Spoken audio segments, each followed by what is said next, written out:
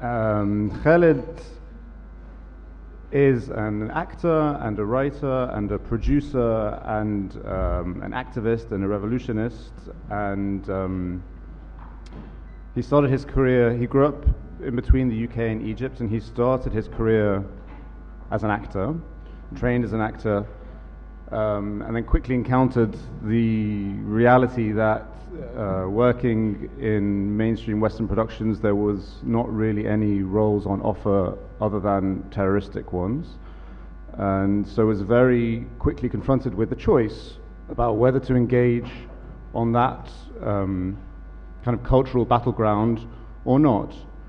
And he took the lead role in Paul Greengrass's United 93, and I know that was a very, very difficult decision whether to take that role or not. And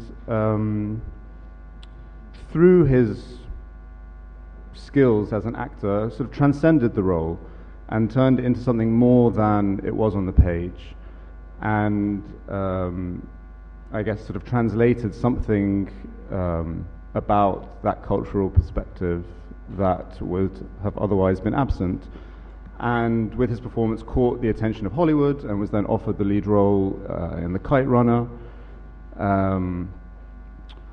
and then made the sort of rather bizarre choice and untraditional choice in terms of general career trajectories of, once he had Hollywood's attention, he came to Egypt and embarked on making a film called In the Last Days of the City, which we're all very excited about seeing and is soon going to be released, we're promised, and worked on setting up a company called Zero Productions with director Tamer Said, whose mandate was to help support independent avant-garde Egyptian film.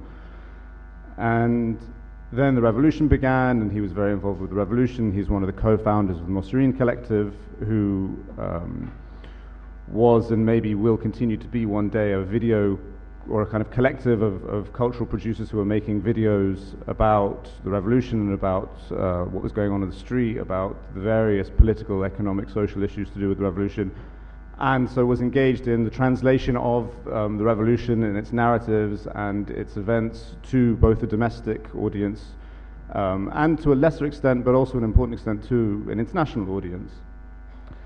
And meanwhile, while that was going on, he was also being constantly documented for the film The Square, which was then nominated for an Oscar, and did or did not get, it kind of got some screenings in Egypt, but yeah, did it got on some. TV in the end? No. No, it hasn't been on TV. And so it's been through the whole kind of process of dealing with the resurgent state censor and so on here.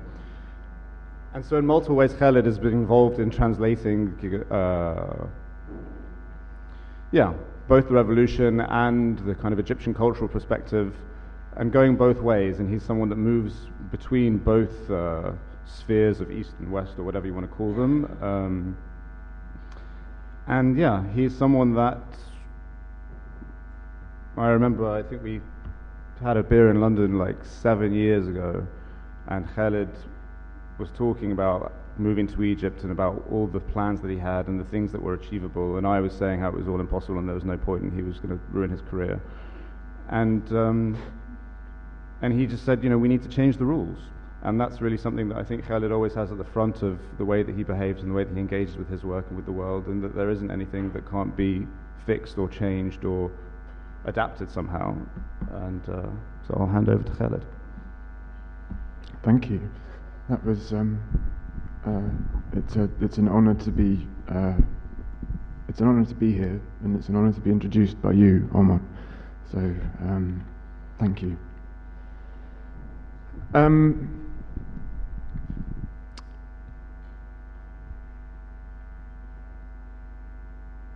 A lot of confessions.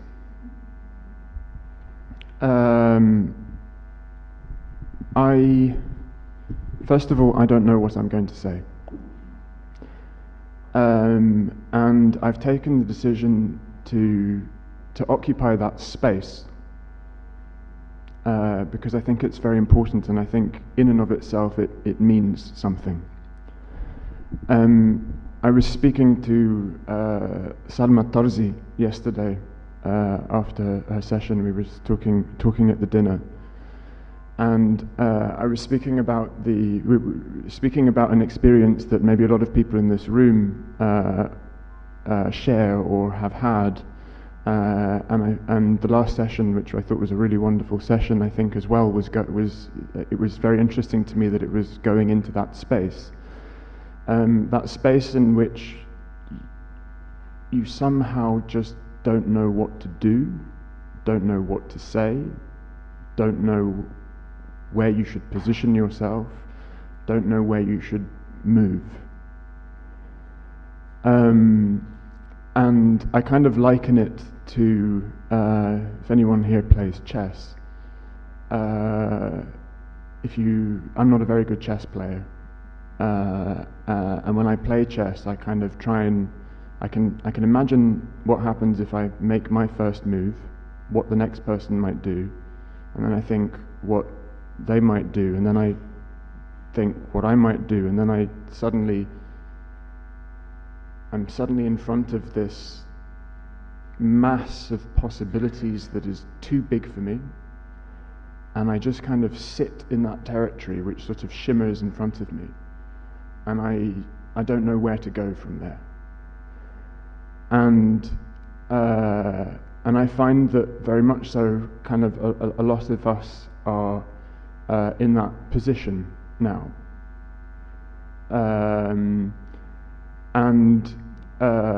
So really what I have in this talk, and what I'm going to try and do, or in this conversation rather, is speak from that place. Mona very kindly asked me to write something for the book that follows the conference, or that is related to the conference, and I tried really hard. And I wrote a lot of words which for me were really trying to take this idea of translation seriously. As kind of Omar said, I have, and not just me, I think a lot of us in this room have occupied a place as translators of various different kinds, and in various different moments, translations across context, translations across language, translations across experience, translations across mediums, translations across forms, translations across, and really what I'm interested in, because I also find the word translation very annoying, actually, I think is the right word to say. The reason I find it annoying is because I keep finding myself driven towards the very simple use of it as just, which I think is also very important, as, the precision of translating from one language to another, and I keep wanting to resist that space. Sorry, that.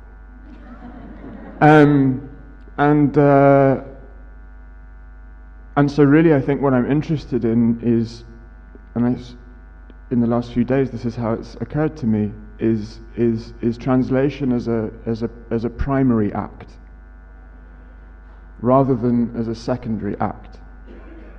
By which I mean, I think, that other space, I think, is a secondary one, in the sense that you make something, and then you have to try and replicate it, but in another way. I'm kind of more interested in the bit that comes before that, which is, again, the bit that I'm trying to occupy here. It's the bit where I don't know exactly why I'm here, I don't know what exactly I'm trying to do, but I know that I have to do it. And that's a different space. And I think it's a very important space for us to try and understand, because over the last few years, obviously, I think the experience of a revolution is a very different kind of space to the experience of what comes after, or what came before. And the desire to speak from a space that is, well, let me try and put it another way. Again, this is what I'm saying. I'm confessing, and this is again an important thing for me to say. As I'm confessing to questions. I have no ability. I don't feel I have any ability to answer any.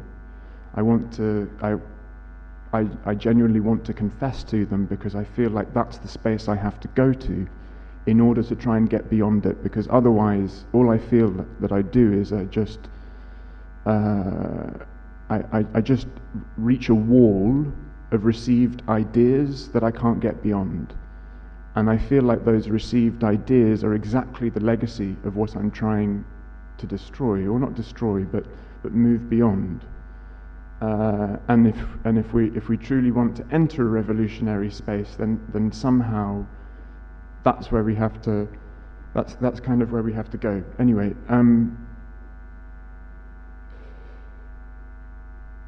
so over the last few years, a regular experience which I think a lot of us have had in these various acts of translation are an experience of, on the one side, on the level of narrative, thinking that we're in one story, then discovering we're in another story, then having to work out subsequently how we readdress the story we thought we were in order to make it make sense with the context that we're in now,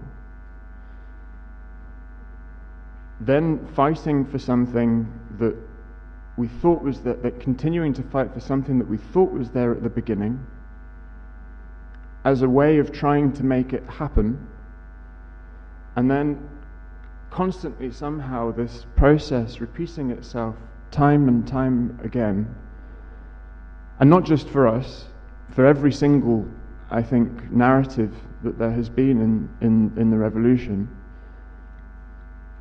And somehow in this experience over time, you encounter, this is my experience of it anyway, you encounter what I call the fault lines.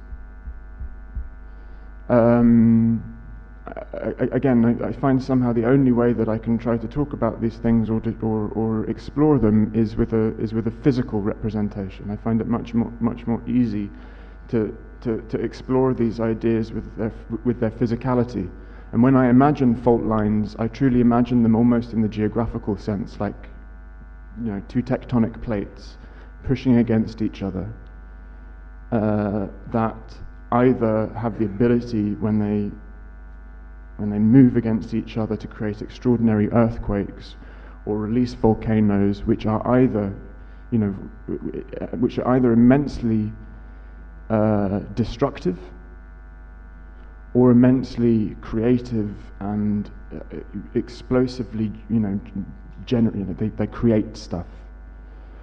And I feel like conceptually, if I kind of take that metaphor and start applying it to the level of narrative, or start applying it to the narrative, to ideology, or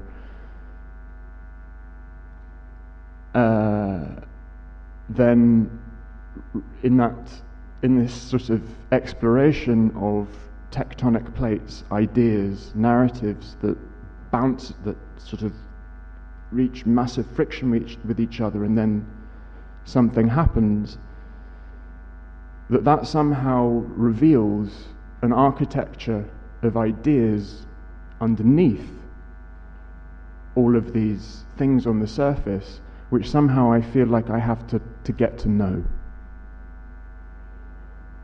Because I feel like it's very easy for us to sort of stay on the surface and and talk about, oh, did this happen or did that not happen? Is this what was meant or is this not what was meant? And somehow underneath all of that, I feel like we all do have an experience, a very clear experience many times of the fact that underneath all of that, there are some very big presumptions that people have and hold to that make them think at certain times that they mean that they're saying the same thing. You know, for example, we talk about revolution. I think most of us, or a lot of us, have very different beliefs or understandings of what the word revolution means. You know, I think there are some people who think that a revolution is a big demonstration to change the government, and maybe that's a valid argument for what a revolution might be. There are other people who believe that a revolution is an attempt to completely not change the state, but change the idea of the state. Those, if you imagine the presumptions that lie underneath, where you go from there when you build a narrative, over time, the effects are absolutely huge. There are many times at which we thought we were saying the same thing and we discover that we're not saying the same thing at all. And I think that goes for many of the key concepts in revolutionary struggle, as well as it goes for ideas of change. Just quite simply, what do we believe change is? What do we believe change can be like? What do we believe change should be like? What do we believe we anticipate change to be like over time? And the reason I think it's very important for us to go to this place in terms of trying to investigate it, when I was trying to work out what to name the piece I was writing for Mona or even this, I kind of wanted to say that it was kind of fragments towards a map. Fragments toward a map of these narratives. And why are the narratives important? From our experience, I think, and all of our experience, whether that's in these films or whether that's in these documentaries as Mosorin, or whether it's as activists attempting to establish solidarity either within the country or outside the country or otherwise, the story, the narrative that you build, it seems to me has concrete consequences in the lives that we all live. It organizes what we do with our day. If I believe that change is possible, I might work for it. If I believe that change is pointless and nothing will ever happen, then I'll stay at home. Obviously, we start adding to those. Those are on the simple levels. When we start taking it to other levels, just quite simply, if I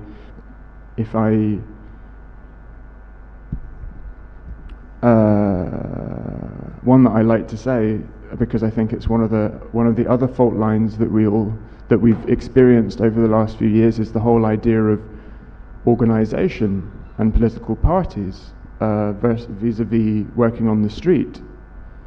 If I believe that there's no real possible political change without organized, without real political organization, then I might find a revolution a very frustrating period of time, because it's really very difficult to organize. And on the other side, if I think that trying to build political parties during a revolution is equivalent to building a house during an earthquake, then I'll also be very frustrated by everyone saying, let's go and build a house during an earthquake. Again, all of these kind of narratives that sit underneath, somehow hidden, or let me say kind of, I feel sometimes just insufficiently recognized or talked about when we presume to be talking about the same thing on the surface. And that kind of leads, on the one side, to what I'd call a kind of dramaturgical exhaustion, which I think we are experiencing everywhere, even with ourselves. Again, what do I mean by dramaturgical exhaustion? I really mean, we all have the experience of watching a film or reading a book that we like. We tend to, there is a pleasurable game that we enter into with that text or that story, where our expectations are played with in a way that we enjoy. We think we're in one story, and then maybe we like the fact that we discover that we're in another story. It gives us a sense of pleasure, and then we feel like we're being played with in a way that we are. Whereas I'd say that a revolution is something where it's really quite the opposite, where you're played with in a way that is immensely frustrating, immensely painful, immensely difficult to find the ways to keep people with you, which is really absolutely essential, I would argue, in a revolution, because I think maybe I'll come to this later, but I think the circumstances of a revolution are always one of failure. I don't believe that they're one of success. A revolution happens because things have got so bad that the only solution becomes mass social action to begin to start solving those problems. And so naturally, to me, that means that you're in a situation in which you begin disorganized. You begin in a place where, you're working for the future with everything that has already been built against you. And of course, that also gives you other opportunities. But crucially, I think in a revolution, or at least my experience or our experience of it, collective epiphany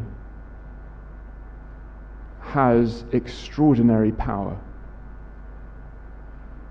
Collective epiphany being a moment in which thousands, if not millions, of people come to the same conclusion at the same time about something. That is something that has extraordinary power. And I think we are still living that moment in different ways, whether it's, I think those collective epiphanies are not always positive. I think they can also be negative. I feel like the world over there is a kind of existential crisis that we're all going through.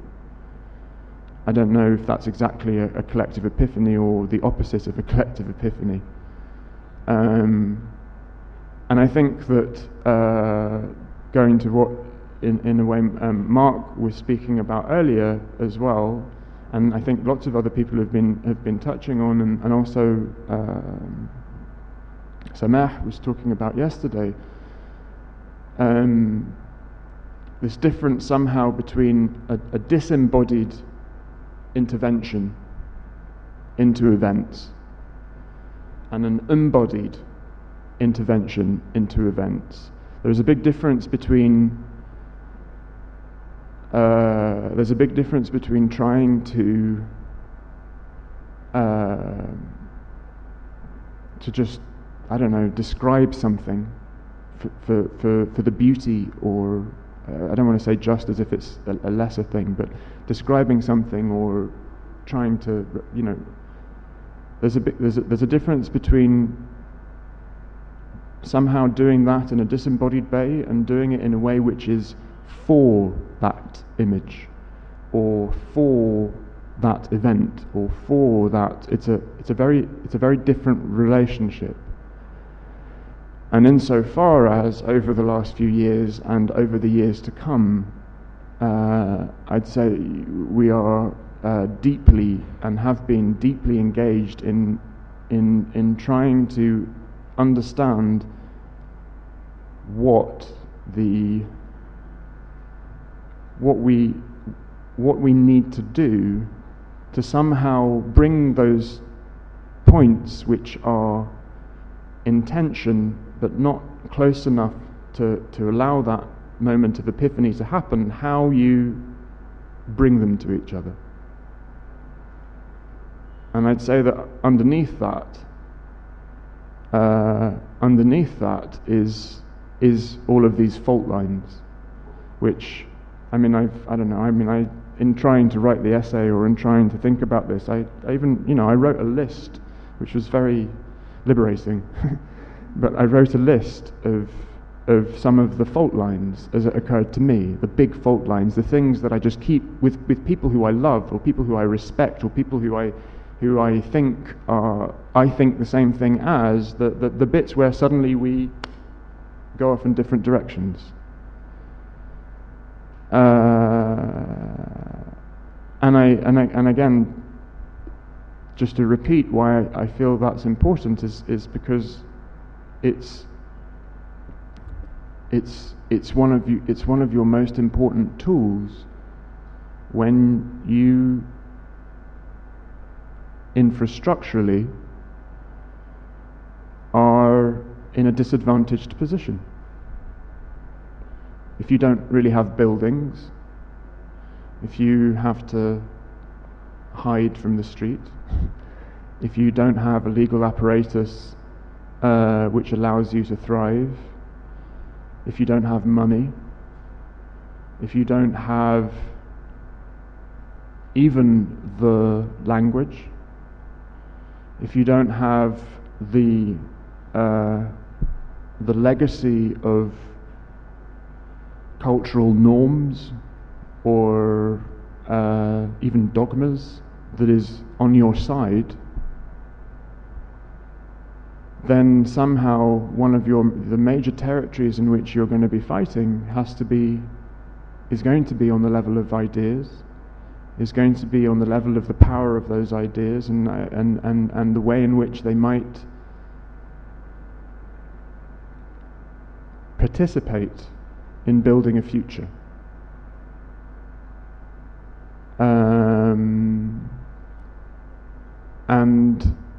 That's not to say that other forms of engagement are less important. I think they're in some ways more important as well. Like, I think organizing is important. I think I think everything is important. Every realm of struggle I think is equally important. But for me, because my territory is stories, my territory is narrative, really. Whether it's in film or whether it's in writing or whether it's in activism or whether it's in that I find I kind of need to especially in a situation where you're under-resourced, because it's so important. If you're sufficiently resourced, then you can this is how I imagine it, you can try multiple strategies at the same time. Anyone has an idea they want to explore, let them go and explore it, and I'll fund it, and they can live their entire lives on that idea. But if you're under-resourced, then somehow you feel you have to pick and choose very, very carefully what you're going to concentrate on. Because frankly, this could be the entirety of your life, not some small part of it. And I feel like that's part of where a lot of us are right now, is we are in that existential crisis, going, well, what is the value of what I do, and what are the choices I should make in order to make the rest of my life fit what I believe in? And therefore, is what I believe in truly what I believe in? And therefore, is what I believe in, truly worth my life? My life's work, my life's labor.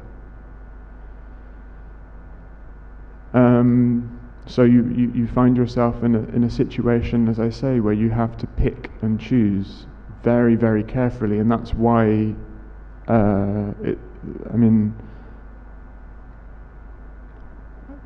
I guess for the rest of the conversation, I'd say this is really an invitation, or a proposition. I feel like part of what we need to do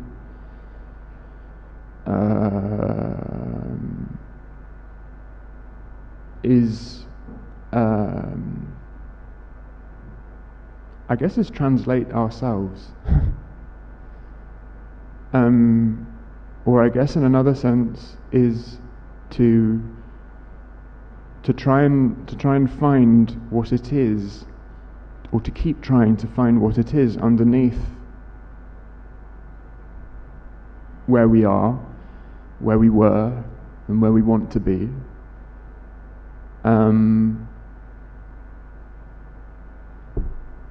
What the real narratives are in that, not the ones that we sort of give off easily because it shuts someone up, or it makes our life simpler or easier, even to ourselves. I feel we have to search for them, and I don't know how to search for them. I don't know. That's the truth, and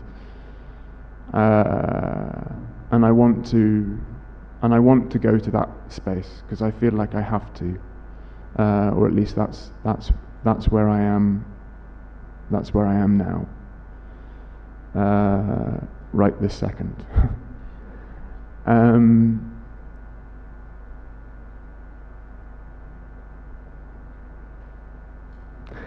I want to share something, which is, you'll forgive me, but it's in one of my biggest moments of crisis, I'd say, in my life so far, where I was exactly in this state, unable to sleep. My thoughts were so loud and negative that I couldn't get through them, and I felt like I had so much that I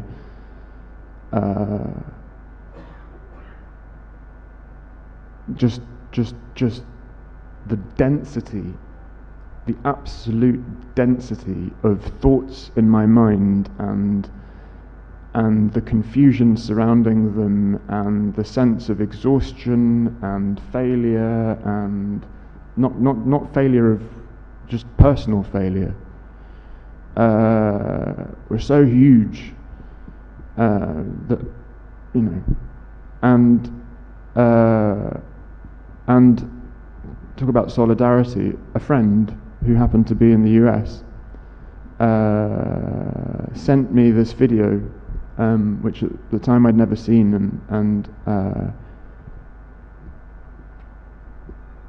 and I watched it, and it completely took me into another world.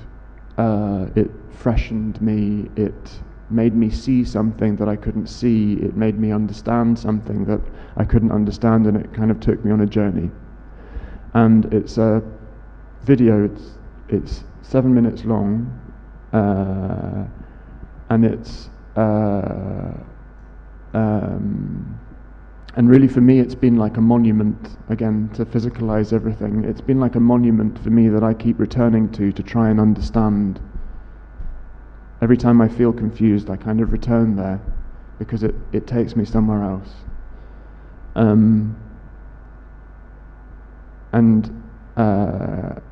Just to contextualize it, so it's from a video, or it's from a film called A to Z, which is a series of interviews with the French philosopher Gilles Deleuze. And he famously never did interviews, or rarely, and this was an interview that he did in 1988 on condition that it would be released posthumously. And it's called A to Z because the interviewer, the technique was to take a letter, to take a word for each letter, and which had something to do with his philosophy in general, and he would explore it. This is from the letter G and gauche, which in French means left, and he plays around with the idea of being on the left, or what it means to be on the left. And I recommend watching the whole thing. I'm just gonna show a small bit of it, and the reason is just to draw attention to this one space that he talks about at the end. I'll even just summarize the last bit of it at the end, so that you have it at the beginning, so that hopefully the narrative can follow through from beginning to end, rather than sort of there's that confused glaze that you have when you read a page in a book and you realize that you've completely lost the thread and you don't know where you are, and so that doesn't happen, hopefully, like it happens in other contexts. Something important that he says at the end of it, he says, and when someone tells us afterwards, oh, it's not working out, we aren't talking about the same thing. It's as if we were speaking two different languages. The future of history and the current becomings of people are not at all the same thing. And that I find a very, very important idea that I think we get locked in. I think we get very much locked in the idea that the disembodied future, or the disembodied reading of the past, or the disembodied reading of the present, we confuse that with what it means to be in that moment and to live for that moment. And I think that kind of explains a lot of the tensions between the argument that goes, well, you should have done this, or you should have done that, or you could have done this and you could have done that, and the actual experience of being confronted with a situation and having to work with what you have for what you believe you believe at that moment. Anyway, I will just share this moment, and I'll stop at that point, and hopefully this will work, and then we can talk, hopefully.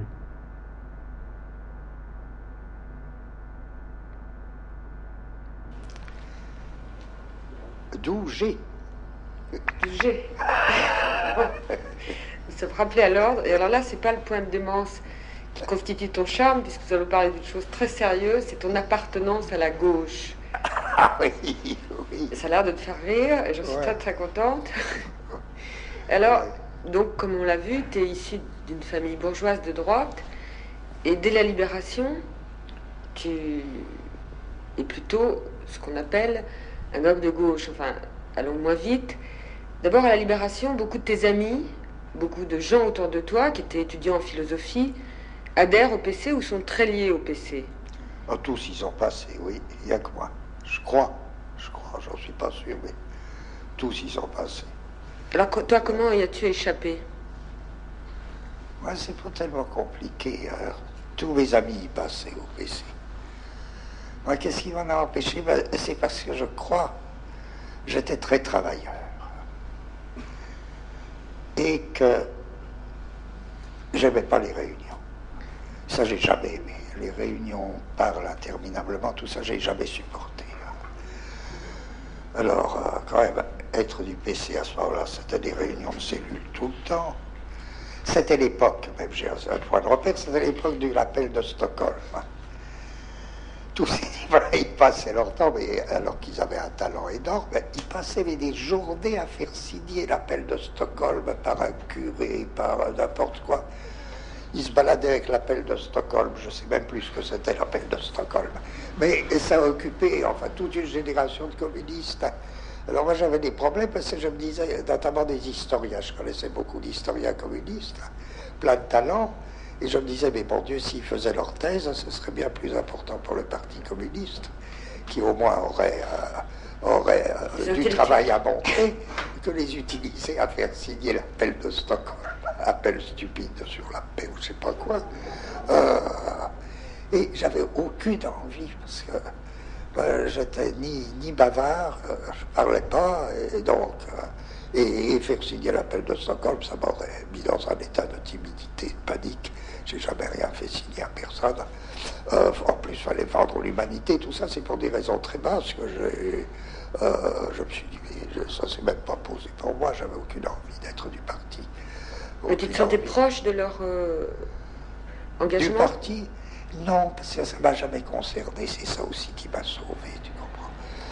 Les discussions sur Staline, tout ça, ce qu'on a découvert récemment, hein, les horreurs de Staline, enfin tout le monde le sait depuis, j'allais dire, de tout temps, que les révolutions tournent mal. Ça me fait rire, parce que, enfin, de qui on se moque, hein, quand les nouveaux philosophes ont découvert que les révolutions, ça tournait mal. Il faut vraiment être un peu débile. Ils ont découvert ça avec Staline. Ensuite, la voie a été ouverte. Tout le monde l'a découvert. Alors, par exemple, tout récemment, à propos de la révolution algérienne, tiens, elle a mal tourné parce qu'ils ont tiré sur les étudiants. Mais enfin, qui a jamais cru qu'une révolution tournait bien? Qui? On dit, voyez, on voit les Anglais, alors ils s'épargnent de faire des révolutions, c'est absolument faux. Mais tout ça, actuellement, on vit dans une telle mystification. Les Anglais, ils ont fait une révolution, ils ont tué leur roi, etc. Cromwell aussi. Et qu'est-ce qu'ils ont eu? Cromwell. Et le romantisme anglais, c'est quoi? C'est une longue méditation sur l'échec de la révolution. Ils n'ont pas attendu Glucksmann pour réfléchir sur l'échec de la révolution stalinienne. Ils l'avaient là. Ils l'avaient. Et les Américains, on ne parle jamais d'eux. Mais les Américains, ils ont raté leur révolution, au moins autant, sinon pire, que les bolcheviks. Il ne faut pas charrier les Américains quand même avant la guerre d'indépendance, je dis, ils se présentent comme mieux qu'une nouvelle nation. Ils ont dépassé les nations, hein, exactement comme Marx dira du prolétaire. Ils ont dépassé les nations c'est fini. Ils amènent le nouveau peuple, ils font la vraie révolution, et exactement comme les marxistes compteront sur la prolétarisation universelle, les Américains universelle. C'est les deux faces de la lutte des classes. Ils sont absolument révolutionnaires. C'est l'Amérique de Jefferson, c'est l'Amérique de Thoreau, c'est l'Amérique de Melville. Jefferson, Thoreau, Melville, tout ça, c'est une Amérique complètement révolutionnaire qui annonce le nouvel homme, exactement comme la révolution bolchevique annonçait le nouvel homme. Bon, eh ben, elle a foiré, toutes les révolutions foirent, tout le monde le connaît. Là, on fait semblant de le redécouvrir, là, faut être débile. Alors là-dessus, tout le monde s'engouffre, c'est le révisionnisme actuel. Il y a Furet qui découvre que la Révolution française, c'était pas si bien que ça. Très bien, d'accord, oui, elle a foiré aussi, et tout le monde le sait. La Révolution française, elle a donné Napoléon, on fait des découvertes qui au moins, sont pas très émouvantes par leur nouveauté. La Révolution anglaise, elle a donné Cromwell, la Révolution américaine, elle a donné quoi pire, non? Elle a donné, je sais pas qui, elle a donné Reagan. Oui. C'est pas, ça me paraît pas tellement plus fameux. Alors, je veux dire, on en est dans un tel état de confusion que les révolutions échouent, que les révolutions tournent mal. Mais ça n'a jamais empêché les gens, ni fait que les gens ne deviennent pas révolutionnaires. On mélange deux choses absolument différentes. Les situations dans lesquelles la seule issue pour l'homme, c'est de devenir révolutionnaire. Là encore, on en parle depuis le début, finalement. C'est la confusion du devenir et de l'histoire. Et si les gens deviennent révolutionnaires, oui, c'est cette confusion des historiens. Les historiens, ils nous parlent de l'avenir de la révolution, l'avenir des révolutions.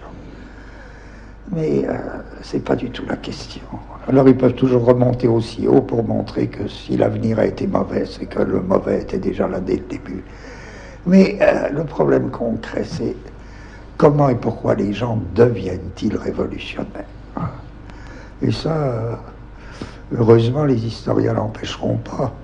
C'est évident que, qu'est-ce que les Africains du Sud, ils sont pris dans un devenir révolutionnaire. Les Palestiniens, ils sont pris dans un devenir révolutionnaire. Si on me dit après, oh mais vous verrez, quand ils auront triomphé, si leur révolution réussit, eh ben, ça va mal tourner, etc. D'abord, ce ne seront pas les mêmes. Ce ne seront pas du tout les mêmes genres de problèmes. Et puis, ça créera une nouvelle situation. À nouveau, il y aura des devenirs révolutionnaires qui se déclencheront. Je crois, l'affaire des hommes, c'est dans les situations de tyrannie, d'oppression, c'est effectivement devenir révolutionnaire parce qu'il n'y a pas d'autre chose à faire. Quand on nous dit après, mais ça tourne mal tout ça, on ne parle pas de la même chose. C'est comme si on parlait deux langues absolument différentes. L'avenir de l'histoire et le devenir actuel des gens, c'est pas la même chose.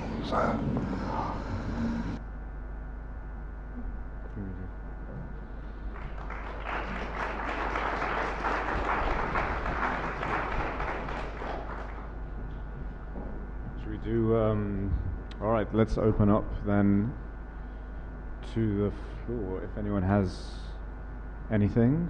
Or should we start by asking Khaled to read his list of fault lines?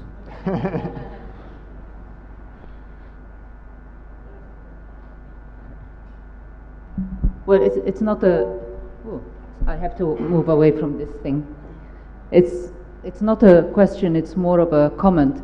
I have to say it, of course, you would expect this from me, that the kind of translation that annoys you, which is translation between languages, is actually quite useful, because when you are under the illusion that you are speaking the same language, those fault lines remain hidden until something really big happens, as it's happening now, and you're discovering that you're at odds with all those people that you thought were on the same page as you. But when you are speaking different languages and somebody has to somehow interpret that and translate it into a language that doesn't give you exactly the same range of meanings, those fault lines become really seriously exposed. And it's a way of critical reading, if you like, of life. So if you think of it in that way, I hope you won't find it quite so annoying. No, I mean that's exactly how I think of it, and I don't think of it. When I said I found it annoying, I don't mean I find it annoying in the. What I find annoying is that I find my mind constantly pulled towards just the very simple understanding of what that is, and it's in resisting that simple understanding that I go to exactly the places that you're talking about. So on the contrary, I found it immensely, not just fruitful. I mean, I find it a treasure. To be in that space and explore it. That's what I feel like I'm doing in my life, in an embodied way, literally. Traveling between countries, traveling constantly between languages, having to interpret, having to understand the infrastructure underneath why certain things are said more than other things. That's, in a way, to me, it describes my life, which is to say that I completely agree with you. I feel like it's absolutely essential, but in talking about it, I feel it's essential to go into that space in terms of what it opens up and what it does, and that's all I meant, that I keep being pulled to the surface of what that means rather than the depths of where that goes.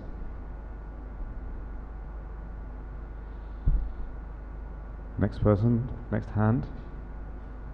Come on, folks. Okay, right at the back.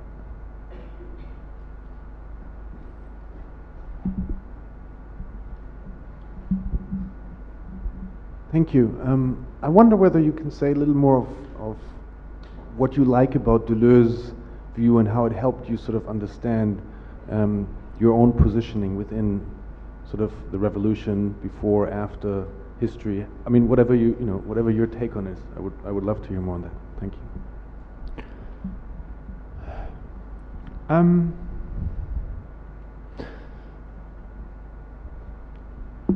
Well, there's a crucial distinction for me that he draws again over this. It feels like a very awkward phrase, becoming's revolutionary, or this space of becoming, which is a different, and a space of becoming is different to a space that is or was or will be. It's becoming. And to kind of really simplify that, I feel like that really, to me, describes very much so the space that a revolution occupies. A revolution is neither, I mean, of course it has a sense of present time, but I think it is very much a space of becoming, and in which all of the ideas that surround how things become are really brought into question. I mean, from the very beginnings of how does something that is not yet, what do you have to do to make it become something that is actually there? And for me, I'd say that's one of the most important distinctions, because so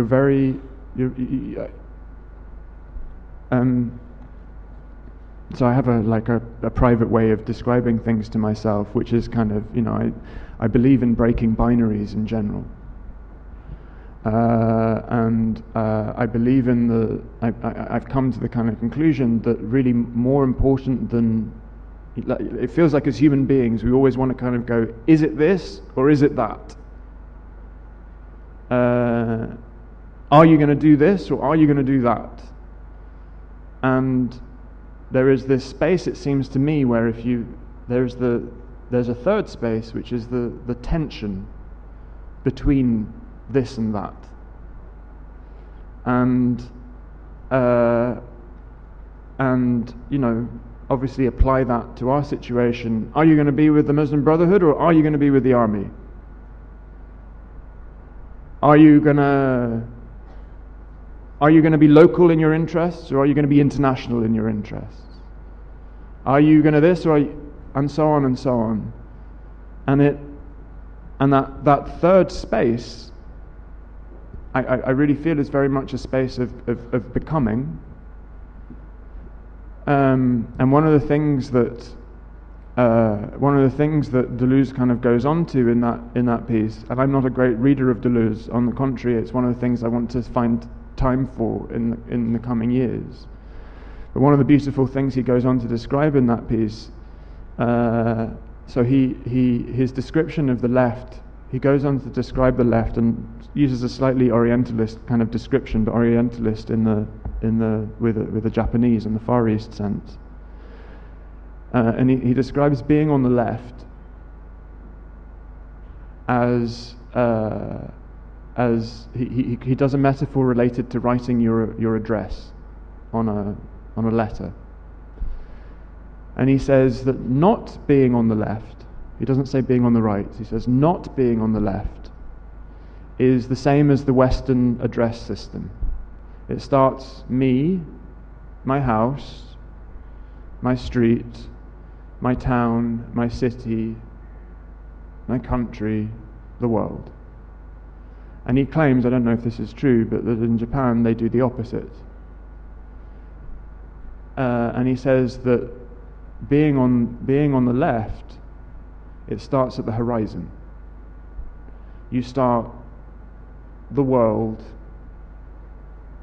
my continent, my country, my city, and so on, all the way back. And he says it's not a matter of morality. He says it's a matter of perception. That being on the left, you organize your sense of yourself and your concerns and what is important to you at the horizon, such that what is elsewhere, and take that either in time or in space or in, is closer to you than and more important to you and what you do than maybe sometimes what's right in front of you.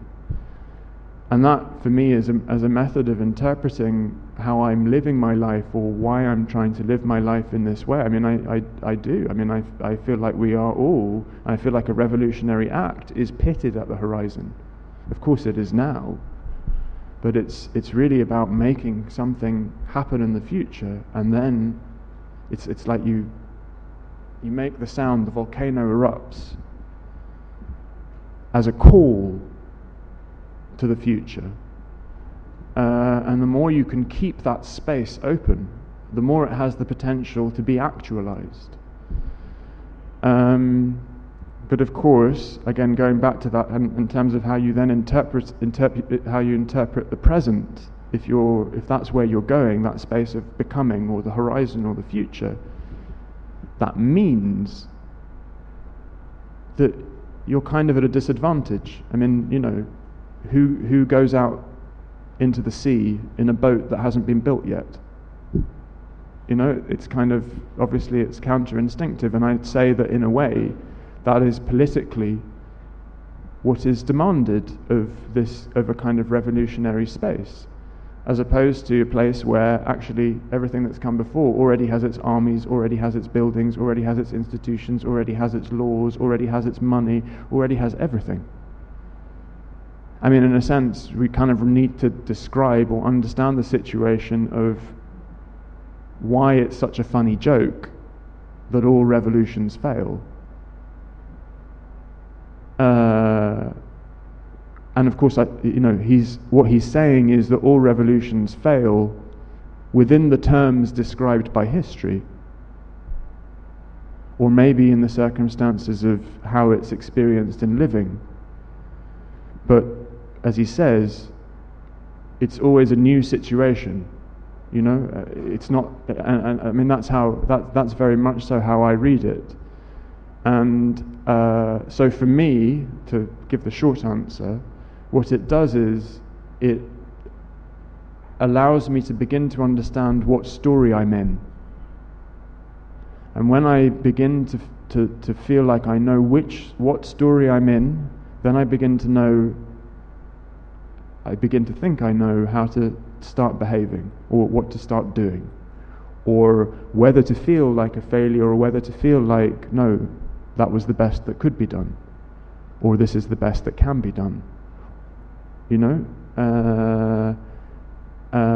it's not a matter of saying, you know, there was nothing better we could have done. It's not really a sense of that. It's really a sense of beginning to understand the architecture, trying to see it, of the moment, and then you can, you know, and that's it. So much is invisible, and I think that like thinking around that space of becoming and what it really means is essential for me. Do we have another hand? Back right. Yeah, up there, please.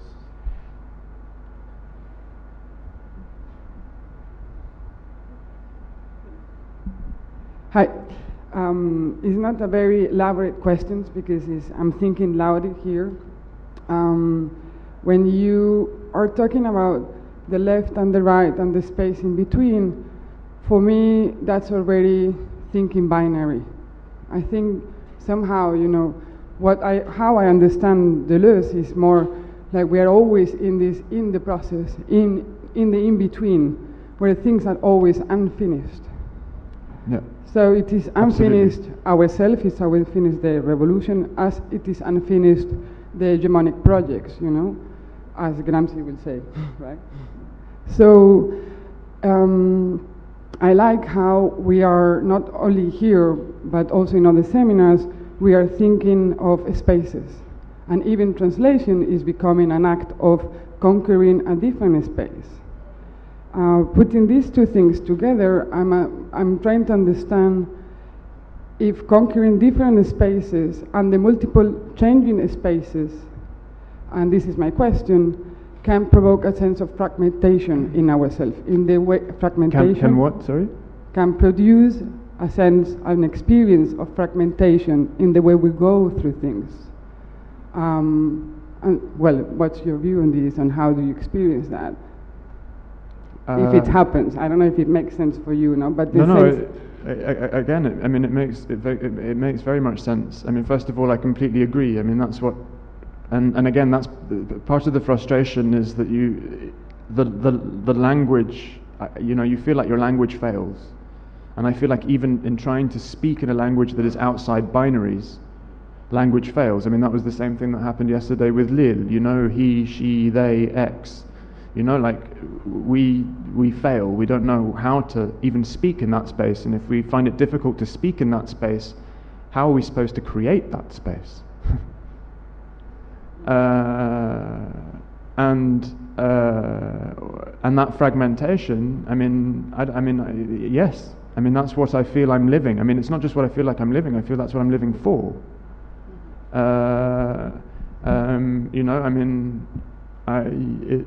I hate having to write my biog, and I hate having to write my biog because I don't know what I am, or what, and that sense of fragmentation over language, over place, over geography, over time, over concerns, over what the hell, it's a.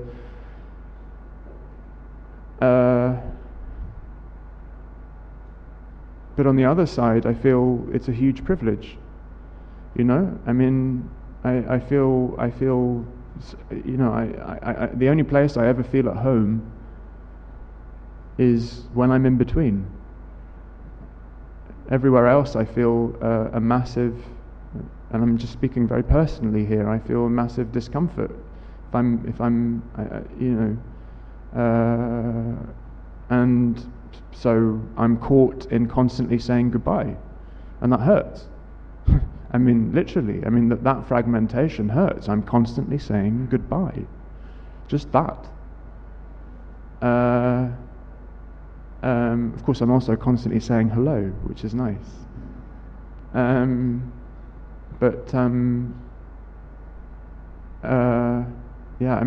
don't know. I mean, that's the thing. Going back to that metaphor or the analogy of the chess game, which of course, it's always used as an analogy, and that, as chess as life and all of those kinds of things. But I do feel like the only real answer I have to that question, if I can try to remain true to what I feel is motivating me, and I don't know what it is yet, but is to, I can't verbalize it. The only way I can do it is keep living it. And I feel like gradually all of those things become the answer to those questions. But in order to do that, I think we have to see it, or we have to try to see it, to resist the binary, to keep resisting that binary. And I think that's an immensely creative space. And I was even watching a comic the other day, Frankie Boyle, for those of you who know, very funny Scottish Glaswegian comic. And he was talking about what his work, and he was saying, his way of describing it was, I keep having to, you've got those train tracks. He was talking about himself as a comic, and you've got those train tracks, and you have to constantly try and get rid of them. I don't know. Do you have another one? Okay. Where's the microphone? Yeah, can we go to the front? Hannah. Hello, Hannah. Thank you. Thank you for a very interesting talk. Thank you. You put so many thoughts in my mind. It's confusing me, but I'm trying to combine three things and ask you a question, three of your ideas that you made. You said that the most difficult thing is to try to get people on your side in a revolution, and that is currently what's going on here. You also said that a revolution works for like the far future. It's like looking at what's going on from Deleuze's idea. In the meantime, the people who go into a revolution because they have no other choice, because things have gone so bad, how do you convince them that things have gone so bad, but what you're doing is not succeeding right now, but it will? How do you convince them that you go on? This little in between. How do you, I mean, how do you put into one's mind when people are suffering right now, everything of going so bad, and they've done the revolution, that yeah, you do the revolution, but it's not for your generation, it's for the future. Oh, I mean, that's the $1 million question, isn't it? But, yeah. Well, I mean, obviously, I mean, again, I don't think there's any answer to the question, but I do think it's an interesting question to explore. In the sense that, I mean, obviously, I mean, it's something that we've experienced a lot in our revolutionary narratives, I guess, is, you know, we keep having, part of our argument becomes, you will see. And time again, that's exactly what we've lived through, that there have been master narratives that serve authority, which sadly have had to be, in a sense, you know, I don't say sadly, but I do, because that's resulted in people's deaths. It's delayed what we believe would be, or what I believe would be, better circumstances. But sadly, it's had to be a matter of, you know, oh, yeah, the army do torture people, they do kill people. No, they don't. No, they don't. No, of course they don't. They're the greatest, blah, blah, blah. And then it starts to be clear that they do. The Muslim Brotherhood are a truly secular power, and they represent the entirety of the country, and they are this. Oh, they're not. I mean, there are. I think there are narratives that in order to be destroyed, somehow you have to have lived through them to experience them, and I think the difficulty becomes in a situation like ours right now, I'd say, where I tried at some point to try and work out what the master narrative that we're in right now is, and it's so bloody complicated. And because it's so complicated, it's very difficult to break. That has sort of these multiple elements to it, and it's no longer as simple. I mean, part of the reason that a lot of our images worked so well at certain points and now they don't work so well is because there was, you know, the master narrative on which really power was building its authority on was really quite simple, and so it was easy to break. You know, and I think it's also part of the material circumstances of struggle. I mean, this is again that word, it's so important, the material circumstances of struggle, right?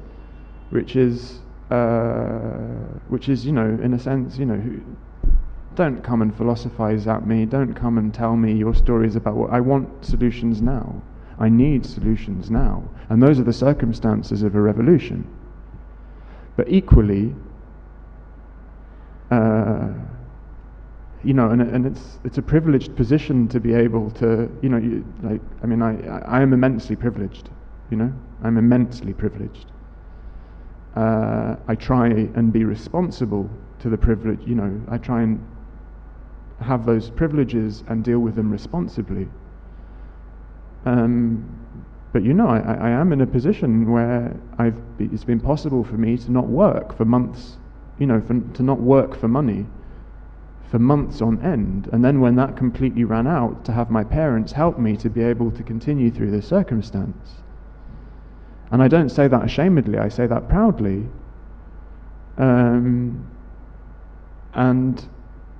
But which is what comes to that point of, like he says, kind of historians can't stop people becoming revolutionary, thank God. I believe very strongly that one of the reasons that an essential part of the social contract in any country that underlies stability, I think, is that even if your life isn't that great, your children's lives might be better, and if not your children's lives, your grandchildren's lives. Once you start getting beyond that, and you start going your great-grandchildren's lives, or your grandchildren's grandchildren's lives, the social contract begins to break. And I feel like an essential circumstance of the revolution here, and I would imagine most revolutions, is a situation where in the core of your identity, your culture, your sense of your life, you begin to have a very strong sense that not only will my children's lives be worse, but my grandchildren's lives will be the same, if not worse, and even their children's lives will be the same, if not worse. And that's where things become very revolutionary, I feel. And we keep entering and exiting that space. Part of the stability that we have right now is entirely dependent stability, whatever you want to call it. Part of this state that we have is a state of people thinking on the one side that, okay, if we're really patient this time, as opposed to last times, if we're really patient this time, then things might get better. But then, even if you attach yourself to that narrative, you then experience what that means to go through that extreme patience. And if that extreme patience then includes you being lied and being tortured and being abused, and there comes a certain point at which it becomes unacceptable. And I think that's the tension, and that's why I think the duty on, not on the other side, but the duty on another side becomes always in that, always in that space between those massive shifts in narrative, to really think, what do we want to do and what do we need to do? And I think that's what we're caught in. That's what it seems like to me. On that note, I think we have to wrap up. So thank you, Khaled, and thank you for your questions, everybody. Thank you.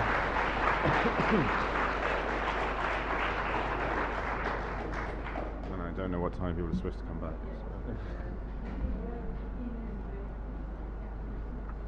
15 minutes, people. By the way, I just thought I'd say that picture was taken on the 9th of March in Tahrir. It was a day when everything felt upside down to me. So, yeah.